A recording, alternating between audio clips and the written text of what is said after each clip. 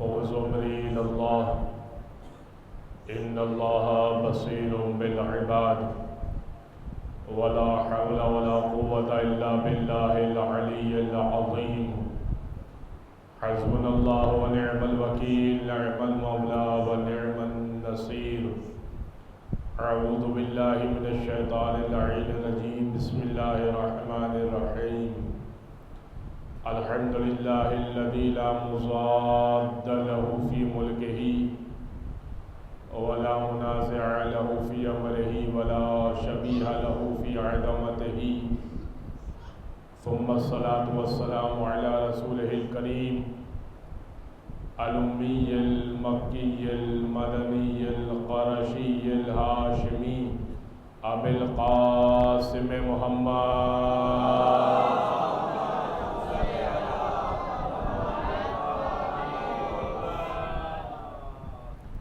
وعلى أهل بيته الطيبين الطاهرين واللعنة الدائمة على أعدائهم أجمعين من يوم ظلمهم وعداوتهم إلى قيام يوم الدين أما بعد فقد قال الله سبحانه وتعالى في محكم كتاب مبين بسم الله الرحمن الرحيم السلام علي يوم ولدت ويوم أموت ويوم أبعث حيا وقال إمام جعفر الصادق عليه السلام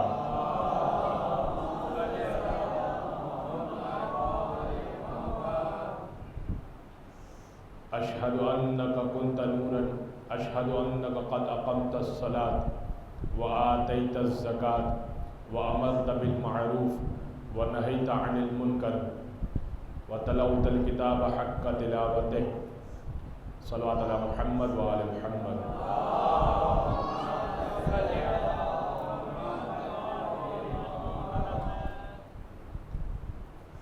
حضرات گرامی،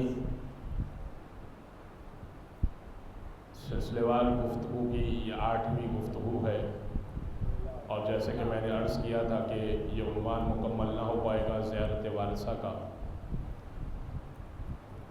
اس سے قبل کہ ہم زیارت کے عنوان پر گفتگو کریں، ایک لفظ ہے صلہ، سواد سے صلہ، اس کا مطلب ہوتا ہے بدلہ۔ کیا صلہ آپ نے مجھے دیا، کیا صلہ میں نے آپ کو دیا، صلہ۔ تو ایک سواد سے صلہ ہوتا ہے، ایک سین سے صلہ ہوتا ہے، لباس صلہ ہوا ہے یا نہیں ہے۔ تو ایک سواد سے صلہ ہے، ایک سین سے صلہ ہے۔ اسی طرح ایک لفظ ہے دیا، اس کے 2 معنی ہیں۔ آپ نے کوئی تحفہ دیا مجھے، میں نے کوئی تحفہ آپ کو دیا، اور ایک دیا وہ ہوتا ہے جو جلایا جاتا ہے۔ یہ باتیں محفوظ ہو گئی؟ اب سنیے گا جو میں پیش کرنا چاہ رہا ہوں۔ تیرا لباس شریعت ولا کے دھاگے سے، تیرا لباس شریعت ولا کے دھاگے سے، اگر صلہ ہی نہیں ہے تو پھر صلہ بھی نہیں۔ اندھیری قبر میں یہ سوچنا کہ اجر نبی وہاں دیا جو نہیں تھا یہاں دیا بھی نہیں۔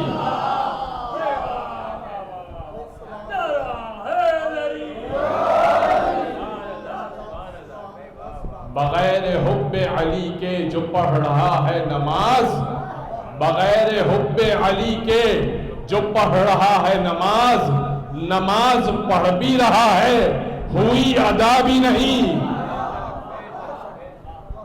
اور جسے علی کی محبت میں موت آ جائے، جسے علی کی محبت میں موت آ جائے، مزہ یہ ہے کہ وہ مر بھی گیا مرا بھی نہیں۔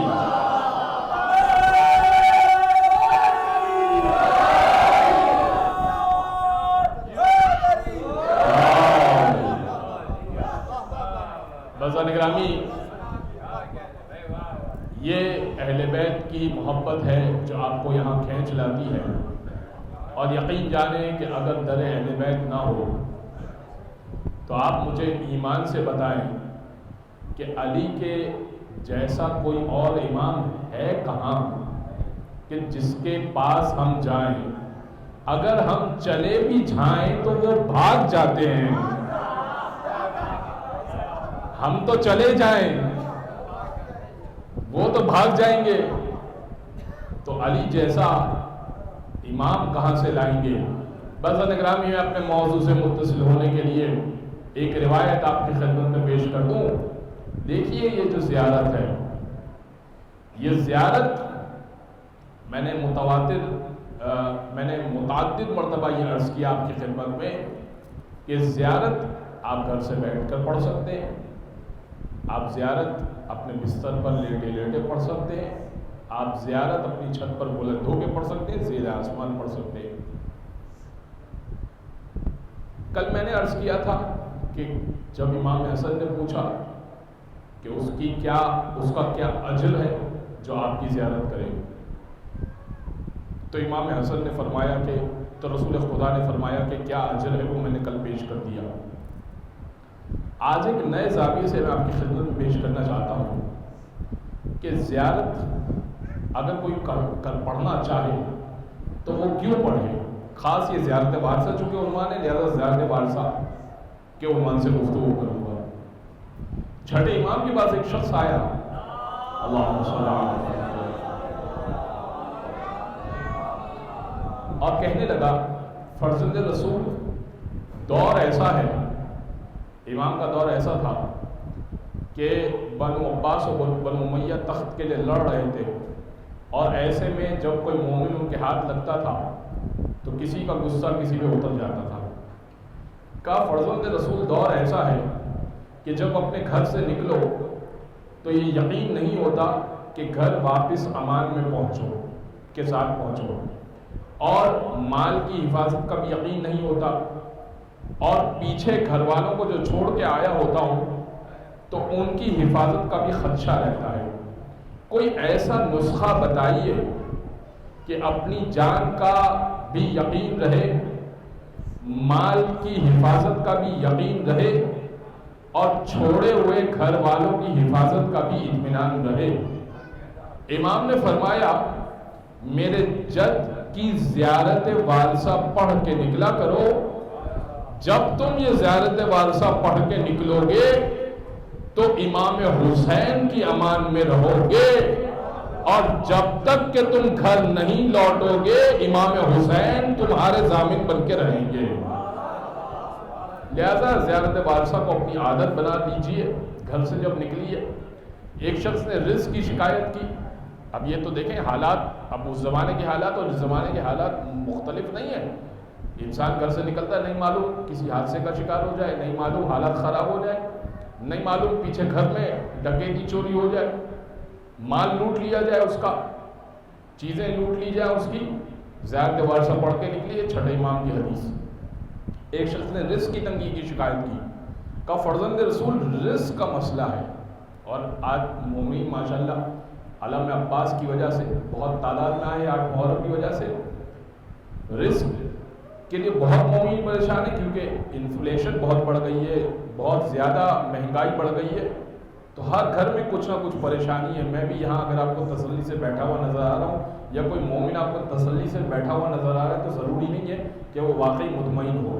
یہ علم عباس کا صدقہ ہے کہ وہ مطمئن نظر آ رہا ہے۔ تو اس سے کہا کہ فرزند رسول رزق کا مسئلہ ہے، آپ کوئی نسخہ بتائیے۔ امام نے فرمایا کہ جب اپنے گھر کے دروازے پر، اور یہ بہت امپورٹنٹ ہے کہ اس کو سنیے گا، امام نے فرمایا کہ جب رزق کی تلاش کے لیے نکلو تو اپنے گھر کے دروازے پر کھڑے ہو کر زیارت وارثہ پڑھ لیا کرو، اور جب تم یہ زیارت وارثہ پڑھ کے نکلو گے تو چونکہ تم نے دروازے پر امام حسین کا نام لیا ہے تو دروازے سے امام حسین رزق بھیجنا شروع کر دیں گے۔ لہذا اگر رزق کی پریشانی ہے، اپنے گھر کے دروازے پر کھڑے ہو کر رزق کے لیے اس نیت سے زیارت وارثہ پڑھیے۔ آج جن جملوں کا آپ کی خدمت میں تشریح اور وضاحت پیش کرنی ہے، چھٹے امام فرما رہے اشہد انک قد اقمت الصلاۃ، مولا میں گواہی دیتا ہوں، قد اقمت الصلاۃ آپ نے نماز کو قائم کیا، وآتیت الزکوٰۃ آپ نے زکوٰۃ کو ادا کیا، وامرت بالمعروف ونہیت عن المنکر اور آپ نے امر بالمعروف کیا اور نہی عن المنکر کیا، برائیوں سے روکا، فلعن اللہ امتن قتلت کا ولعن اللہ امتن ظلمت کا ولعن اللہ امتن سمعت بذالک فرضیت بہ۔ ان جملوں کی اگر وضاحت آئی تو ٹھیک ہے، ورنہ ترجمہ پیش کر دیتا ہوں کہ اور اس امت پر لعنت ہو کہ جس نے آپ پر ظلم کیا، اور اس امت پر لعنت ہو جس نے آپ کو قتل کیا، اور اس امت پر لعنت ہو، اس امت سے مراد گروہ ہے، اور اس گروہ پر لعنت ہو سمعت بذالک فرضیت بہ کہ جس نے ظلم کو سنا اور وہ راضی رہا۔ عزیزان گرامی، اب آئیے اس لفظ اشہد کو سمجھیے گا۔ دیکھیے جب چھٹے امام یہ کہہ رہے ہیں اشہد انک، مولا میں گواہی دیتا ہوں، قد اقمت الصلاۃ آپ نے نماز کو قائم کیا، گواہی کون دے سکتا ہے؟ جو مقام شہود پر ہو، مقام شہود پر ہو وہی گواہی دے سکتا ہے۔ مثال کے طور پر ایک قتل ہو جائے اور قاضی طلب کرے کہ یہ قاتل ہے گواہ لے کر آؤ، یہ قاتل ہے گواہ لے کر آؤ، اور کوئی من چلا اٹھ کے کہے کہ ہاں میں گواہی دیتا ہوں کہ یہ قاتل ہے، اور اس کو کہے گا کہ بھائی مقام پر موجود تھے یا نہیں تھے، وقوع پر جائے، وقوع پہ تو موجود تھے یا نہیں، کہ نہیں وقوع پہ تو موجود نہیں تھا مگر شکل سے تو یہی قاتل لگ رہا ہے۔ بھائی شکل پہ نہیں جائیں گے، جائے وقوع پہ موجود ہونا ضروری ہے، جائے وقوع پہ وہ موجود ہونا ضروری ہے، یعنی اس نے اپنی آنکھ سے قتل ہوتے ہوئے دیکھا ہو، توجہ رکھیے گا، اس نے اپنی آنکھ سے قتل ہوتے ہوئے دیکھا ہو، مقام شہود پر ہو، شہادت دے سکتا ہے تب جب قتل کا واقعہ دیکھا ہو، اگر واقعہ نہیں دیکھا تو شہادت نہیں دے سکتا، گواہی نہیں دے سکتا۔ اب امام کہہ رہے ہیں اشہد انک قد اقمت الصلاۃ، مولا میں گواہی دیتا ہوں آپ نے نماز کو قائم کیا۔ تو اب اس کا مطلب یہ ہوا کہ چھٹے امام حسین جب نمازوں کو قائم کر رہے تھے تو چھٹے امام دیکھ رہے تھے۔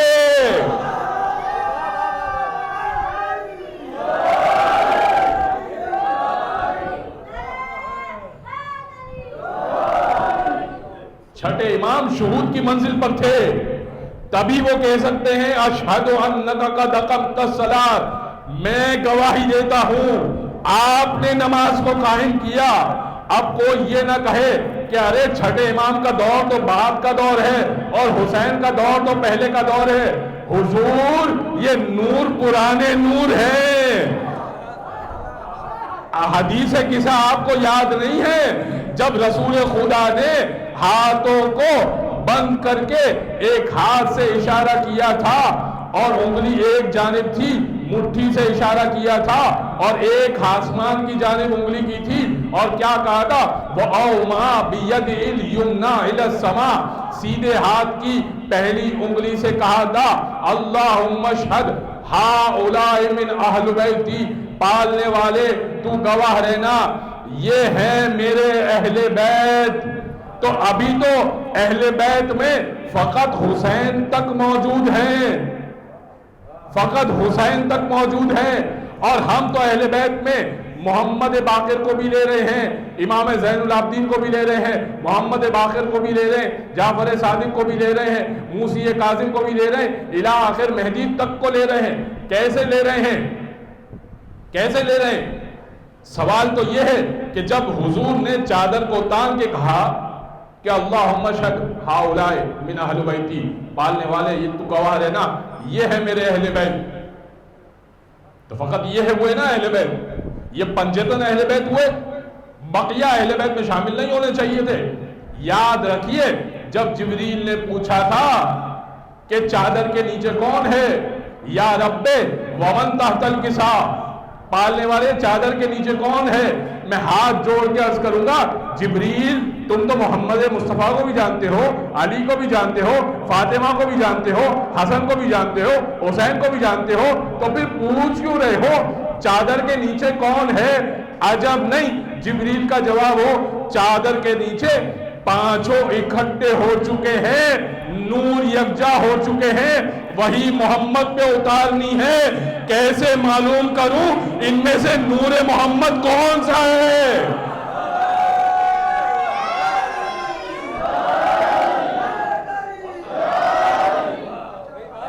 کیسے معلوم کروں نور محمد کون سا ہے؟ تو اب جب جبریل نے سوال کیا تھا کہ یا رب ومن تحت الکسا, اے پروردگار یہ بتا چادر کے نیچے کون ہے, تو پروردگار نے کہا تھا ہم فاطمہ نہیں, ہم اہل بیت النبوہ و معدن الرسالہ, ہم فاطمہ و ابوہا و بعلوہا و بنوہا. دیکھیں اللہ کا جواب بڑا پریسائز ہے, ہم اہل بیت النبوہ یہ نبوت والے ہیں, و معدن الرسالہ یہ رسالت کی کان ہے. میں نبوت والے اور نبی والے سمجھاؤں گا. میں نے حضرت نوح کے واقعے میں یہ بات پڑھ لی تھی کہ نوح نے اپنے بیٹے کنعان کو چڑھانا چاہا کشتی پر, تو پروردگار نے کہا یا نوح انہو لیس من اہلک انہو عمل غیر صالح, اے نوح کنعان ایمان نہیں لایا, یہ تیرے اہل بیت میں سے نہیں ہے, اس کا عمل اچھا نہیں ہے. تو نبی والے تو برے ہو سکتے ہیں, نبوت کا عہدہ جتنا پاک ہوگا اتنے نبوت والے بھی پاک ہوں گے.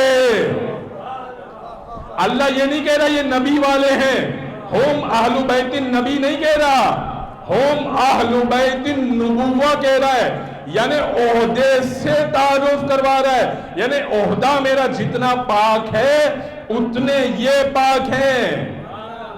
نبی والے غلط ہو سکتے ہیں, کیونکہ نوح کا بیٹا غلط تھا, نوح کی بیوی غلط تھی, لوط کی بیوی غلط تھی. اللہ کہتا کہ یہ نبی والے ہیں, تو جبریل کہہ سکتے تھے کہ ہو سکتا ہے اچھے ہو سکتا ہے اچھے نہ ہو. نہیں, نبوت والے ہیں, ہم اہل بیت النبوہ و معدن الرسالہ, اور یہ رسالت کی کان ہے. میں ہاتھ جوڑ کے کہوں گا اے پروردگار یہ رسالت کی کان کیسے ہو گئے؟ رسالت رسول تو اس کے اندر ایک ہے, کان تو تب کہلاتی ہے نا. دیکھیں کان تو تب کہلاتی ہے جب اس میں سے ایک ہیرا نکلے, تو کیا کان کہیں گے آپ اس کو؟ نہیں, ہیرے نکلتے رہیں مسلسل تو ہے کان. اللہ کہہ رہا ہے معدن الرسالہ, یہ ہے رسالت کی کان. پالنے والے رسول تو تیرا ایک ہے. یا رسول بے معنی اصطلاحی نہیں ہے, رسول بے معنی لغوی ہے. لغت میں رسول کا مطلب ہوتا ہے چنا ہوا. دیکھو یہ رسالت کی کان ہے, یہ سارے چنے ہوئے ہیں, محمد بھی چنے ہوئے, علی بھی چنے ہوئے, حسن بھی چنے ہوئے, حسین بھی چنے ہوئے, فاطمہ بھی چنی ہوئی. اور کان اس وقت تک کان ہوتی ہے جب تک کہ اس میں سے معدنیات نکلتی رہے. تو حسین کے بعد محمد باقر, زین العابدین, محمد باقر, قیامت تک ہیرے نکلتے رہیں گے.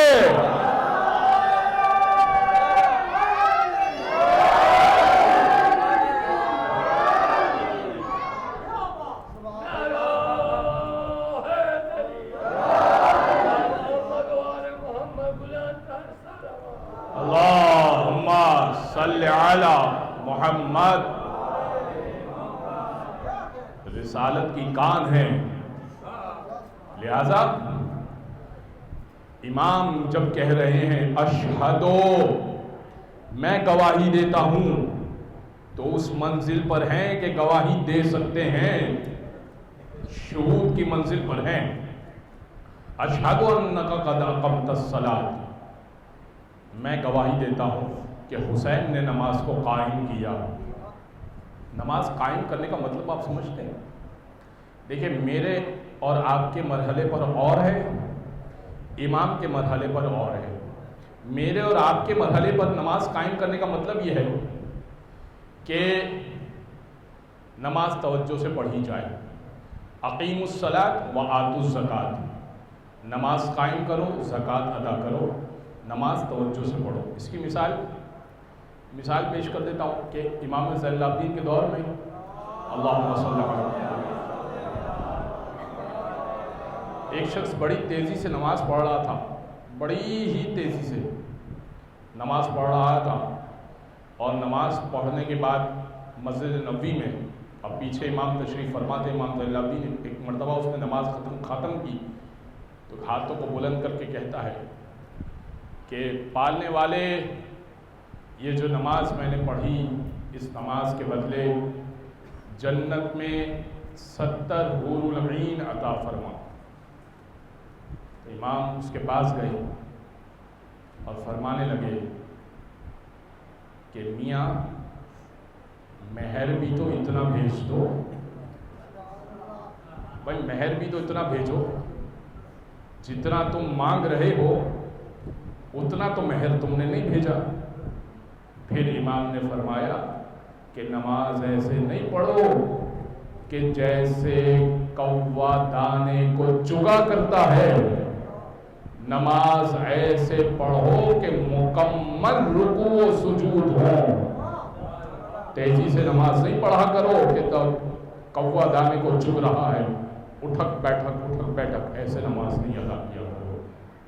لہٰذا ہمارے لیے اقیم الصلاۃ کا مطلب یہ ہے کہ نماز توجہ کے ساتھ پڑھی جائے، اذان و اقامت کہہ کر نماز پڑھی جائے، اگرچہ واجب نہیں ہے، بعض لوگ سمجھتے واجب ہے، کہہ دی جائے تو بہت اچھا ہے.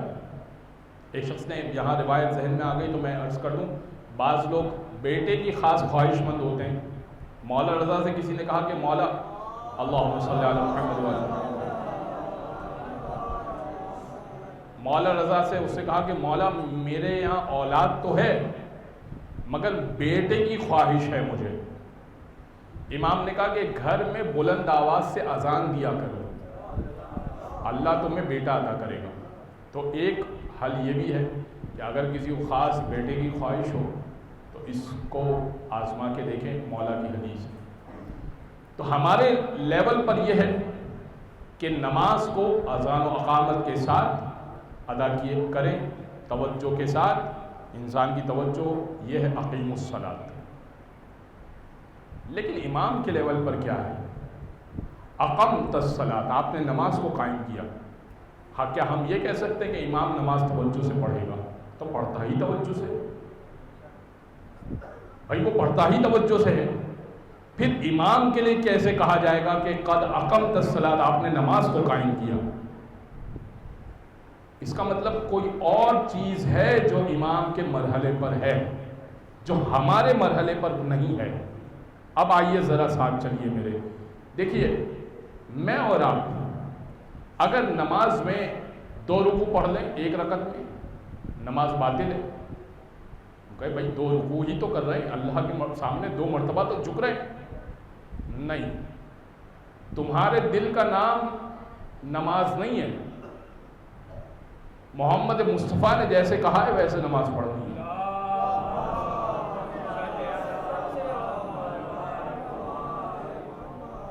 اس لیے کہ حدیث بھی ہے بخاری کی بھی اور ویسے بھی ہمارے یہاں بھی ہے کہ صلو رأیتمونی اصلی، کہ نماز ایسے پڑھو جیسے تم نے مجھے دیکھا کہ نماز پڑھ رہا ہوں، ویسے نماز پڑھو. تو 2 رکوع کر لیں، اچھا ہے، دوسرا رکوع بھی تو کر رہے ہیں، نہیں ہو سکتا. 3 سجدے کر لیں کہ بھائی 1 سجدہ زیادہ ہی تو کیا ہے، نہیں ہو سکتا. اچھا 1 کر لیں اور اگلی رکعت میں 3 کر لیں کہ برابر ہو گیا. 4 مانگے تھے نا اللہ نے، فجر میں 4 سجدے مانگے تھے، تو 1 رکعت میں 1 کر لیا اور 1 رکعت میں 3 کر لیے. نہیں چاہیے اللہ کو، ایسی نماز نہیں چاہیے. جس رکعت میں جو چیز جیسے مانگی ہے ویسے ہی چاہیے تو نماز قبول ہوگی. لیکن کیا کہنا محمد مصطفیٰ کا اور کیا کہنا حسین ابن علی کا کہ اگر حضور سجدے میں موجود ہوں اور پشت پر امامت آ جائے اور حکم یہ ہو کہ 3 مرتبہ سبحان ربی الاعلیٰ و بحمدہ کہیے گا اور اس سے زیادہ نہ کہیے گا، مگر اس دن جبریل آ کے بتائیں کہ پشت پر حسین ابن علی ہیں. حضور جب تک کہ نواسہ خود نہ اترے ذکر جاری رکھیے گا. اب نماز باطل نہیں ہوگی, اب نماز کا حصہ بنے گی. تو اب مجھے ایمان سے بتائیے گا کہ رسول کے ذہن میں ہوگا نا اس وقت کہ پشت پر نواسہ بیٹھا ہوا ہے, جب اترے تو ذکر تمام کروں. تو اس کا مطلب کہ اگر دل میں حسین ہو اور نماز پڑھی جا رہی ہو تو یہی نماز تو حضور کو چاہیے.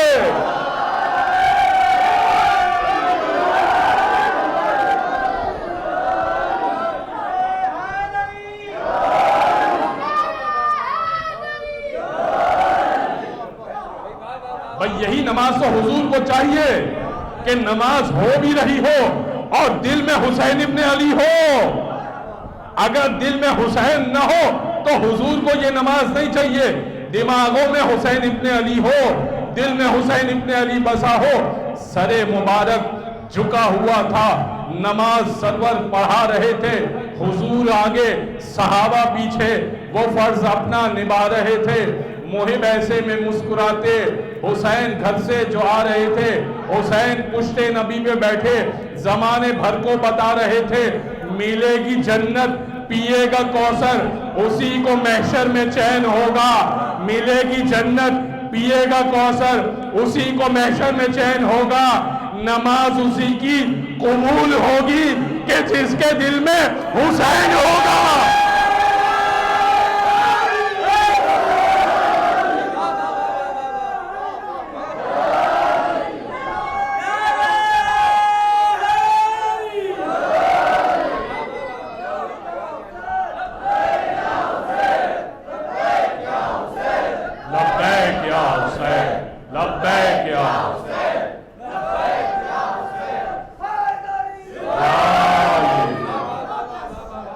اشہد انک قد اقمت الصلاۃ. حسین آپ نے نماز قائم کی تو حضور نے 70 مرتبہ ذکر ادا کیا. اب صحابہ پریشان اٹھ کے دیکھ رہے ہیں کہ حضور کو ہوا کیا ہے, حضور کو ہوا کیا ہے. اچھا نواسہ بیٹھا ہے, پھر سجدے میں چلے گئے, پھر اٹھ کے دیکھ رہے ہیں اچھا حضور کو ہوا کیا ہے, اچھا نواسہ بیٹھا ہے, پھر سجدے میں چلے گئے. کتنوں نے سر اٹھائے اور کتنے دوبارہ سجدے میں گئے. اور حسین نے بھی یہ کہہ کر اترے پشت مبارک سے کہ یا رسول اللہ 70 مرتبہ ذکر کہا ہے, 70 کا جواب 72 سے نہ دوں تو حسین نہیں ہوں.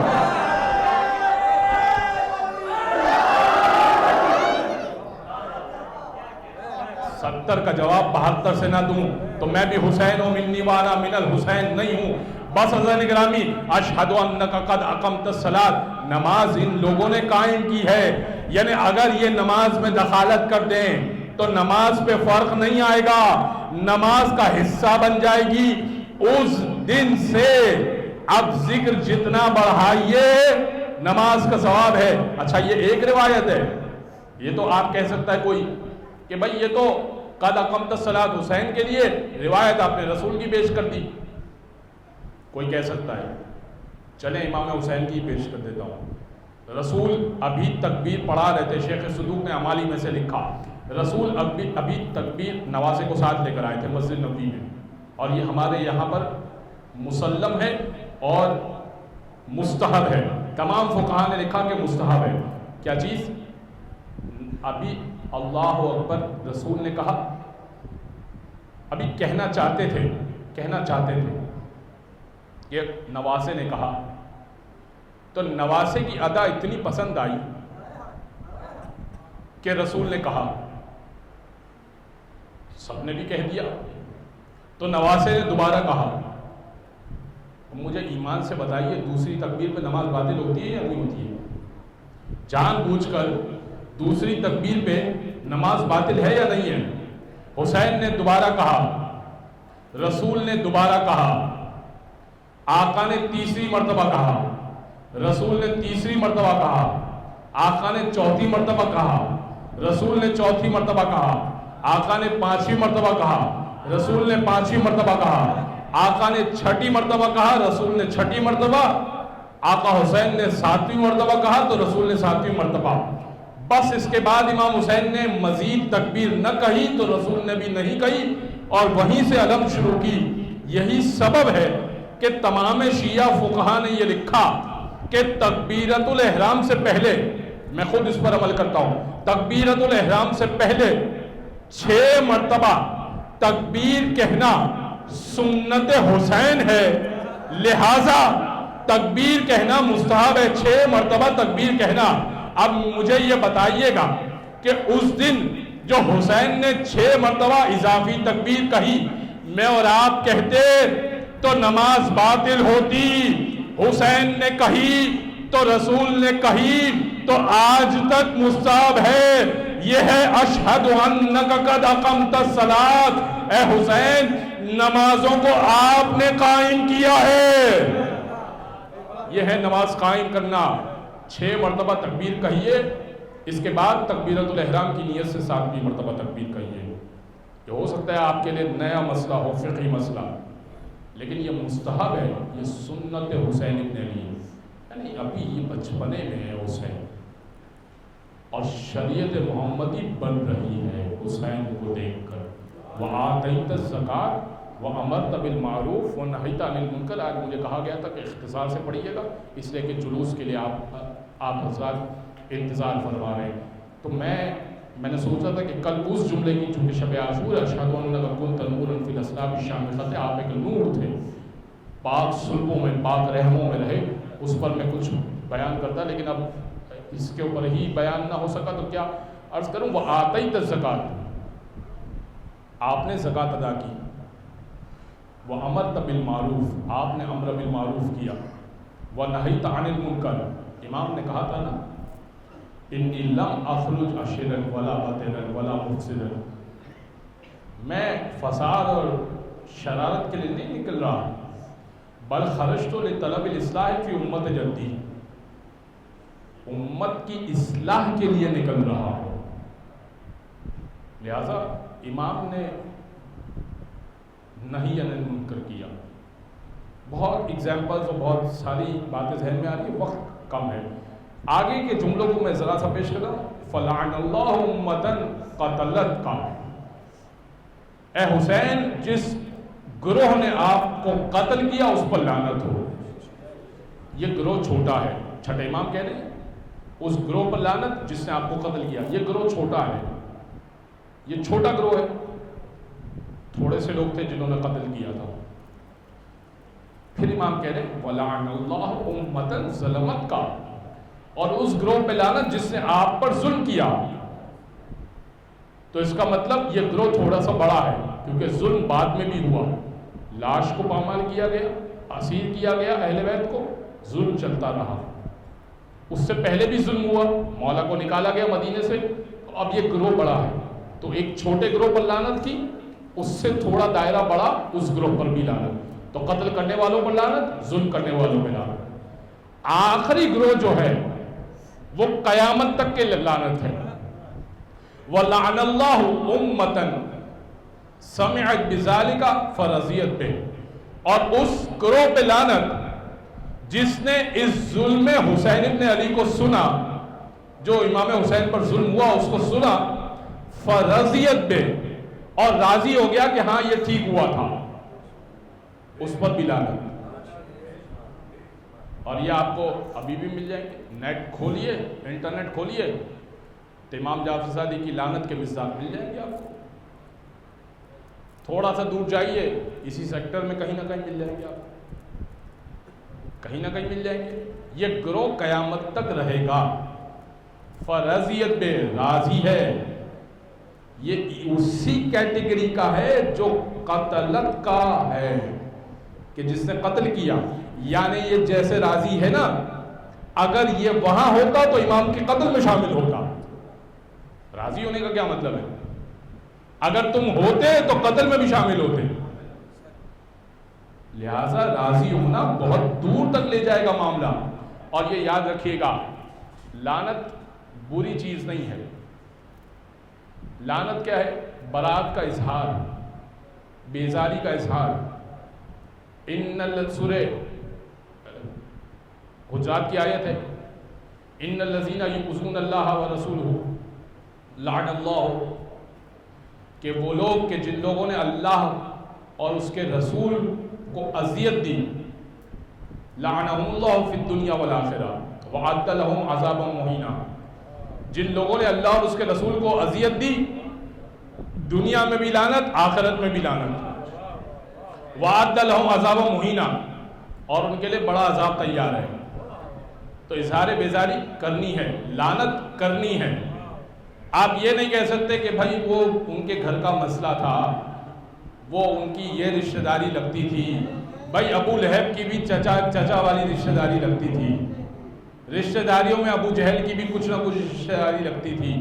رشتہ داریوں کو پہ نہ جائیے گا، کردار پہ جائیے گا، رشتہ داریوں پہ نہ جائیے گا، کردار پہ جائیے گا۔ رشتہ داریاں تو بہت مشکل ہو جائے گا، رشتہ داریاں۔ بزرگان گرامی، لعنت بری چیز نہیں ہے، لعنت ضروری چیز ہے، قرآن کہہ رہا ہے۔ لہٰذا ایک روایت، اور میں منزل مصائب پر آ جاؤں گا، ایک شخص طواف کر رہا تھا، اور طواف کے پہلے چکر میں اللہ آپ سب کو حج اور عمرہ نصیب فرمائے۔ طواف کے پہلے چکر میں مولا کائنات موجود تھے، اس مومن نے طواف کیا تو مولا نے سلام کیا، اس نے وعلیکم السلام کہا۔ آپ کو معلوم ہے طواف روکا نہیں جا سکتا، طواف ایک مرتبہ شروع ہو جائے تو شروع ہو جاتا ہے، 7ویں چکر پہ ہی آپ کو رکنا پڑتا ہے حجر اسود پہ، حجر اسود سے شروع ہوتا ہے، حجر اسود پہ ختم ہوتا ہے۔ پہلا چکر ختم ہوا تو وہ منتظر تھا، امام وہیں پہ تشریف فرما تھے، منتظر تھا کہ علی سلام کریں گے، مولا نے سلام نہیں کیا۔ اب وہ کیا کہتا، رک کے پوچھ تو سکتا نہیں تھا، طواف اس نے جاری رکھا۔ اب وہ کچھ پڑھ بھی رہا تھا، انسان کچھ نہ کچھ ذکر پڑھتا ہے طواف کے دوران، پڑھ سکتے ہیں، پڑھنا چاہیے، اچھا۔ دوسرا چکر بھی ہوا، دوسرے چکر میں بھی مولا سے پھر دیدار ہوا، مولا نے سلام نہیں کیا، تیسرے چکر میں بھی سلام نہیں کیا، چوتھے میں نہیں، صرف فقط پہلے چکر میں سلام کیا۔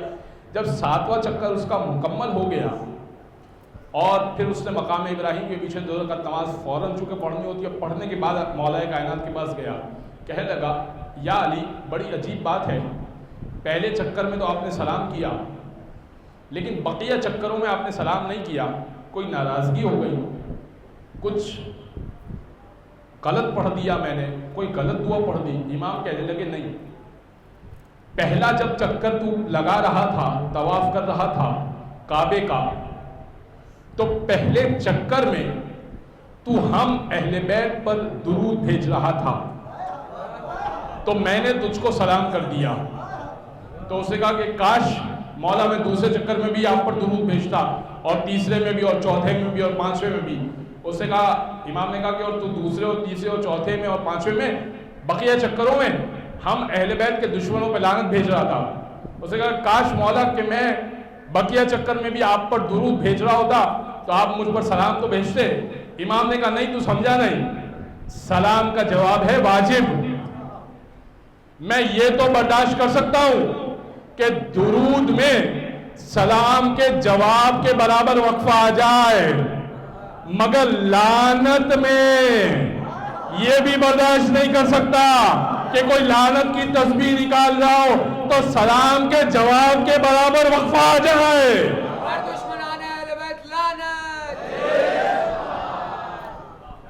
لہذا لعنت بہت امپورٹنٹ چیز ہے، دشمنوں سے بیزاری۔ بزرگان گرامی، ہم یہ مجلسیں اسی لیے کرتے ہیں کیونکہ ہمیں حسین اور اولاد حسین کے دشمنوں سے بیزاری ہے۔ آج جس شہید کا تذکرہ کرنا ہے،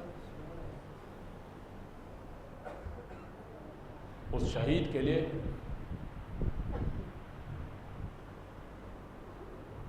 لقب یہ ہے کہ علمدار، اور بچپن سے امتحان سمجھیے گا کہ امتحان کیا ہے، شاید میں بیان کر سکوں، یہ امتحان بہت بڑا تھا۔ بچپن سے کسی کو یہ کہا جائے کہ ایک بہت بڑی جنگ ہونی، فتح تمہارے نصیب میں ہوگی، تلوار تم چلا سکتے ہو، پالا تمہیں اسی لیے ہے، تمہاری ماں سے شادی اسی لیے کی تھی، تمہارا خاندان تو بہت بہادر ہے، تم میرے بیٹوں کو تلوار بازی سکھا دو، تم میرے بھائی کے بیٹوں کو تلوار بازی سکھا دو، اور جب وہ جنگ کا وقت آ جائے تو کہا جائے آج تلوار نہیں چلانا۔ کیسا بڑا امتحان۔ حضرت عباس سے بچپن سے کہا گیا، عباس آپ بنی کلاب سے ہیں، آپ جری قبیلے سے ہیں، علی نے شادی ہی اس لیے بنی کلابیہ سے کی کہ ایک جری بیٹا پیدا ہو، ایک بہادر بیٹا پیدا ہو۔ عباس جب حسین پر آنچ آئے گی نا، آپ نے چھوڑنا نہیں ہے دشمن کو۔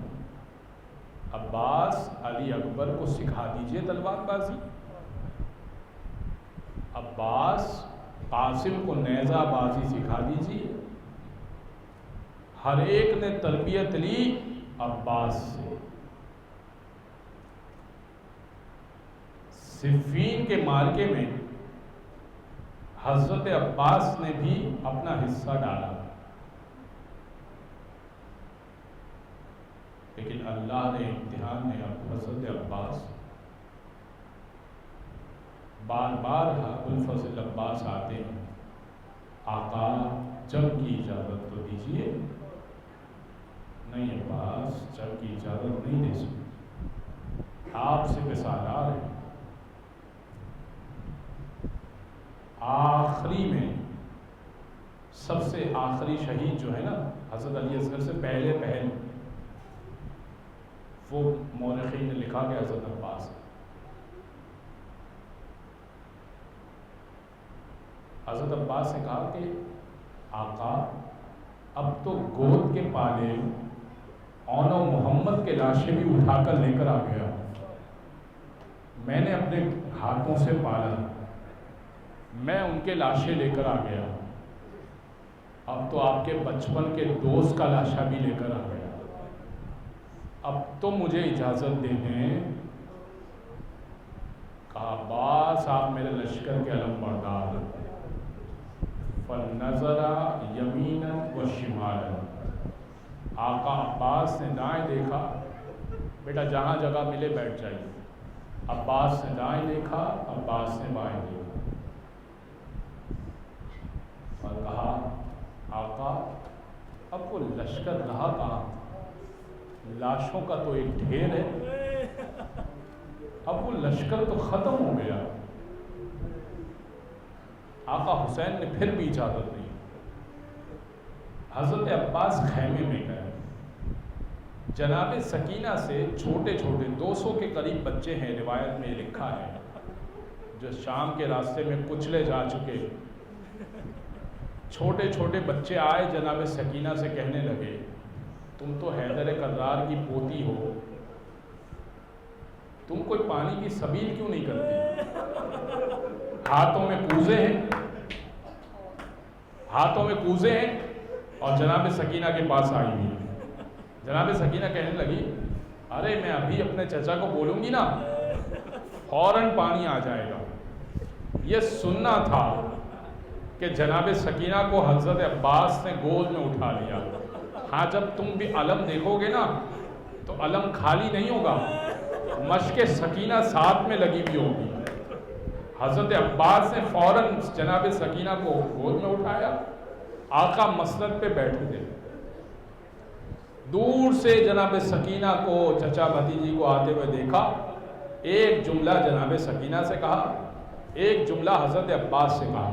حضرت عباس سے کہا عباس بہت بڑی سفارش لے آئے، جاؤ میں نے مقتل کی اجازت دی، اور جناب سکینہ سے دوسرا جملہ کہا کہ سکینہ ابھی تو چچا کی سفارشی بن کے آئی ہے، کچھ دیر بعد جب تماچے لگیں گے چچا بڑا یاد آئے گا، چچا بہت یاد آئے گا۔ بس عباس چلنے لگے، عباس چلنے لگے، کہ عباس فقط اتنی جنگ کی اجازت ہے کہ آپ اپنا دفاع کر سکیں، آپ اپنا دفاع کر سکیں، اتنی جنگ کی اجازت ہے۔ ہیبت عباس اتنی تھی کہ لوگ چھٹتے گئے اور حضرت عباس کو اجازت دے دی، یعنی داخلہ مل گیا، اور فرات میں اپنے گھوڑے کو اتار دیا، مشکیزے کو حضرت عباس نے بھر لیا۔ حضرت عباس کی ہیبت اتنی تھی کہ مشکیزے کو حضرت عباس نے بھر لیا، چلو میں پانی لیا، آقا حسین کی بچی کا خیال آیا، گھوڑے سے کہا ارے تو تو جانور ہے، تو تو پانی پی لے۔ گھوڑے نے بھی چہرے کو گھمایا، آقا جب تک آپ پانی نہ پیئیں گے میں نے بھی پانی نہیں پینا۔ بس حضرت عباس نے گھوڑے کو ایڑ لگائی اور اب پلٹے ہرملا سے عمر سعد کہنے لگا ارے یہ اتنے جری ہیں کہ یہ بغیر پانی کے ایسی جنگ لڑتے ہیں، اگر پانی کی ایک بوند بھی پہنچ گئی تو ہم میں سے تو کوئی بھی نہیں رہے گا، ایسا کر کوئی سبیل کر کہ یہ مشکیزہ پہنچے نہ پائے۔ ایک مرتبہ اس نے تیر چھوڑا اور حضرت عباس کے دائیں بازو کا نشانہ لیا، خدا وہ تم کو وہ جگہ نصیب فرمائے، دیکھنا جس جگہ حضرت عباس کا دائیں بازو کٹ کے گرا، جیسے ہی مشکیزہ حضرت عباس کے ہاتھ پہ تیر لگا، حضرت عباس نے بازو کی پرواہ نہیں کی، مشک سکینہ کو سنبھالا اور علم کو سنبھالا۔ ادھر جناب سکینہ بچوں سے کہہ رہی بچوں بس وہ علم نظر آ رہا ہے نا، علم دیکھتے رہنا، دور سے علم نظر آ رہا ہے، اس کا مطلب کہ میرا چچا آ رہا ہے، اس کا مطلب کہ پانی آ رہا ہے۔ اور ایک مرتبہ علم پھر جھکا، ارے دوسرے بازو پر بھی تیر لگ گیا۔ حضرت عباس نے اب مشک کو دانتوں میں فوراً سنبھال لیا، اللہ رے طاقت حضرت عباس، مشکیزے کو کوئی دانتوں میں سنبھال لے، کیا کہنے حضرت عباس کی بہادری کے۔ حضرت عباس نے مشکیزے کو دانتوں میں سنبھالا لیکن علم نہ سنبھل سکا۔ ادھر جناب سکینہ کہ بچوں مجھے علم نظر نہیں آ رہا، اللہ خیر کرے میرے چچا کی۔ اب جو تیر جھوڑا ہرملا نے تو مشکیزے کا نشانہ لیا، مشک چھڑی، جیسے ہی مشک سے پانی بہا حضرت عباس کی آس ٹوٹ گئی، اور اب ایک اور تیر لگا اور وہ تیر حضرت عباس کی آنکھ میں لگا۔ اب حضرت عباس کو نظر نہیں آ رہا، پھر بھی حضرت عباس چاہتے خیمے تک پہنچ جائے۔ اب کسی نے پیچھے سے گرز مارا، جیسے ہی گرز مارا حضرت عباس گھوڑے پہ سنبھل نہ پائے، زمین کربلا پر آئے۔ بی بی فاطمہ ایک ذاکر کے خواب میں آئی، کہنے لگی تو میرے عباس کے مکمل مذاہب نہیں پڑھتا۔ اس نے کہا کیا خطا ہوئی بی بی؟